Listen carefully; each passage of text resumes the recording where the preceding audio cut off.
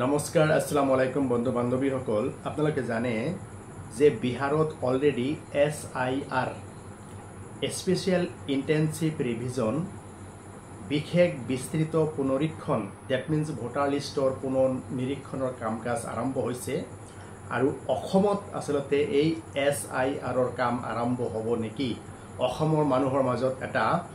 গুণগুণনিৰ সৃষ্টি হৈছে বহুতো মানুহে অপেক্ষাত ৰৈ আছে বিহাৰৰ দৰে যদি অসমত ভোটাৰ লিষ্টৰ পুনৰ নিৰীক্ষণৰ কাম আৰম্ভ হয় তেতিয়াহলে কেনেকুৱা ধৰণৰ পৰিস্থিতিৰ সৃষ্টি হ'ব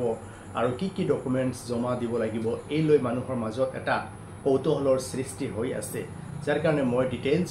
অলপ ষ্টাডি কৰি আপোনালোকক এটা আইডিয়া দিবৰ কাৰণে এই ভিডিওটো বনাইছো বন্ধুসকল ইতিমধ্যেই অসমত 4 আগষ্ট 2025 তাৰিখত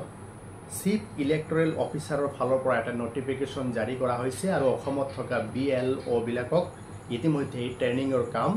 আৰম্ভ কৰি দিছে আৰু অসমত অতি শীঘ্ৰেই এই SIR ৰ কাম-কাজ আৰম্ভ হ'ব হেয়া 100% নিশ্চিত আৰু আজি অসমৰ মাননীয় মুখ্যমন্ত্ৰী হিমন্ত বিশ্ব শৰ্মা ডাঙৰীয়াই SIR ৰ বিষয়ে এটা ফেসবুকত তেখেতৰ ভিডিও আপলোড কৰিছে আৰু হেয়া মই দেখিছো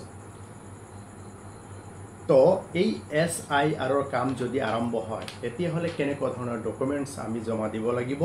ইতিমধ্যে বিহাৰ SIR ৰ যেটো গাইডলাইন আছে গাইডলাইনটো ইলেকশন কমিশন অফ ইণ্ডিয়াৰ ফালৰ পৰা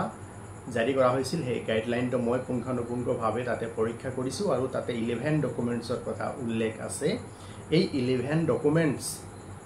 এজন এপ্লিকেন্টে জমা দিব লাগিব 11 ডকুমেন্টছ তো হৈছে এনি আইডি কাৰ্ড অথবা pension payment order of employee অথবা পেনশনার অফ দ্য সেন্ট্রাল অথবা স্টেট গভর্নমেন্ট অথবা PSU পাবলিক সেক্টর আন্ডারটেকিংস কেন্দ্রীয় অথবা রাজ্য সরকারের দ্বারা প্রদান করা যিকোনো আইডেন্টি কার্ড অথবা পেনশন পেমেন্ট অর্ডার কেন্দ্রীয় সরকার অথবা রাজ্য সরকারের ফালৰ পৰা যদি কোনো সৰকাৰি চাকৰিয়াল ব্যক্তিক প্ৰদান কৰা হয়েছিল অথবা পাবলিক সেক্টৰ আন্ডাৰটেকিংসৰ ফালৰ পৰা তেনেকুৱা ধৰণৰ কোম্পানীয়ে যদি কোনোবা কৰ্মচাৰী প্ৰদান কৰিছিল হেয়া এপ্লিকেবল হ'ব সেকেন্ড নাম্বাৰ ডকুমেন্টছ তো হৈছে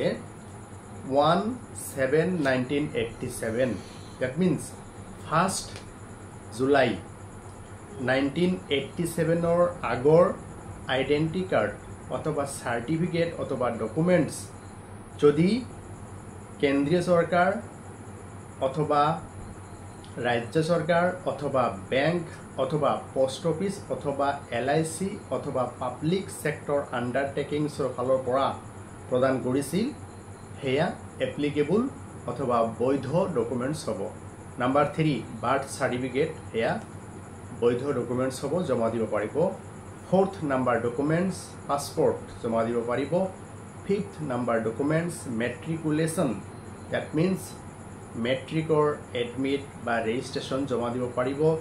লগতে educational certificate issued by board অথবা ইউনিভাৰ্সিটিজ বোৰ্ড অথবা ইউনিভাৰ্সিটিৰ ফালৰ পৰা শিক্ষাগত অৰ্হতাৰ সাৰ্টিফিকেট অথবা মেট্ৰিকৰ এডমিট ৰেজিষ্ট্ৰেচন জমা দিব পাৰিব 6th নাম্বাৰ ডকুমেন্টছ হৈছে PRC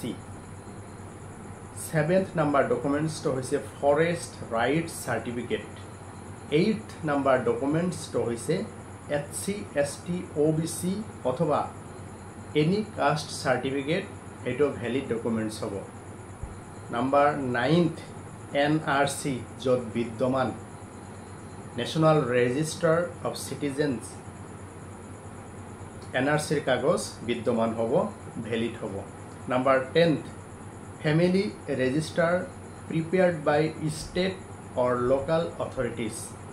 ৰাজ্য সৰকাৰ অথবা স্থানীয় প্ৰশাসনে যদি ফ্যামিলি ৰেজিস্টাৰ প্ৰস্তুত কৰি যদি সাৰ্টিফিকেট দিছে তেতিয়াহলে হেয়া বৈধ হ'ব নাম্বাৰ 11 ডকুমেন্টছ ল্যান্ড অৰ হাউস মাটি অথবা গৃহ আবণ্টনৰ প্ৰমাণপত্ৰ যদি সৰকাৰৰ ফালৰ পৰা প্ৰদান কৰিছে তেতিয়াহলে হেয়া গ্ৰহণযোগ্য আৰু বৈধ ডকুমেন্টছ হ'ব গতিকে ইয়া দেখা গৈছে 11 ডকুমেন্টছ আপোনালোকক অৱগত কৰিলো এই 11 ডকুমেন্টছৰ যিকোনো এটা ডকুমেন্টস দিলেই হ'ব। এতিয়া ধৰক মই লিষ্ট অফ 11 ডকুমেন্টছৰ পৰা এটা ডকুমেন্টস দিলোঁ হৈ গ'ল, কিন্তু মোৰ আকৌ পিতৃ অথবা মাতৃৰ এটা ডকুমেন্টসো দিব লাগিব এই 11টা ডকুমেন্টছৰ মাজৰ পৰা। মোৰ এটা ডকুমেন্টস দিব লাগিব আৰু পিতৃ অথবা মাতৃৰো এটা ডকুমেন্টস দিব লাগিব, মনত ৰাখিব। তাৰপিছত আহিছোঁ যে যদি বিবাহিত মহিলা হয়, বিবাহিত মহিলাৰ ক্ষেত্ৰত যদি জন্ম 1 জুলাই 1987 অথবা 2 ডিচেম্বৰ 2004 মাজত হয়, বিবাহিত মহিলাৰ জন্ম যদি 1 জুলাই 1987 পৰা 2 ডিচেম্বৰ 2004 ভিতৰত হয় আৰু 2 ডিচেম্বৰ 2004 পিছত যদি জন্ম হয় বিবাহিত মহিলাজনৰ, তেতিয়াহ'লে পিতৃ মাতৃৰ কাগজ নথি তথ্য দিব লাগিব। নিশ্চয় বুজি পাইছে। তাৰপিছত ইলেকশ্যন কমিশ্যন অফ ইণ্ডিয়াই গাইডলাইনছ দিছে যে যদি কোনোবা ব্যক্তিৰ 1 জুলাই 1987 আগত জন্ম হয়, জন্মৰ তাৰিখ আৰু জন্মৰ স্থান উল্লেখ থকা নথি দাখিল কৰিব লাগিব। তাৰপিছৰ মেটাৰটো হৈছে born between 1 July 1987 to 2 December 2004.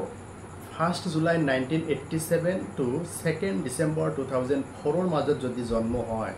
তেতিয়াহ'লে পিতৃ মাতৃৰ যিকোনো এজন আৰু নিজৰ জন্মৰ তাৰিখ আৰু জন্মৰ ঠাই উল্লেখ থকা নথি দাখিল কৰিব লাগিব। তাৰপিছৰ বস্তুটো হৈছে born after 2 December 2004. যদি কোনোবা ব্যক্তিৰ জন্ম 2 ডিচেম্বৰ 2004 পিছত হয়, তেতিয়াহ'লে পিতৃ মাতৃৰ সহ নিজৰ জন্মৰ তাৰিখ আৰু জন্মৰ স্থান উল্লেখ থকা ডকুমেন্টছ দাখিল কৰিব লাগিব। এইখিনি আছিল SIRৰ ক্ষেত্ৰত প্ৰযোজ্য list of 11 documents and relevant portion of the SIR. very important. যদি নুবুজে ভিডিওটো আপোনালোকে বাৰে বাৰে চাই থাকিব আৰু অৱগত হ'ব। এইখিনি আছিল এটা মেইন আইডিয়া বিহাৰ SIRৰ পৰা আৰু বিভিন্ন paper cutting, election commission of ইণ্ডিয়াৰ গাইডলাইনছ সেইবোৰ তন্নকৈ পৰীক্ষা কৰি তথ্য সমৃদ্ধ ভিডিওটো আপোনালোকৰ আগত আগবঢ়াইছোঁ। আপোনালোকৰ যদি ভাল লাগে আপোনালোকৰ মতামতবোৰ প্ৰকাশ কৰিব আৰু ভিডিওটো শ্বেয়াৰ কৰি দিব। ধন্যবাদ।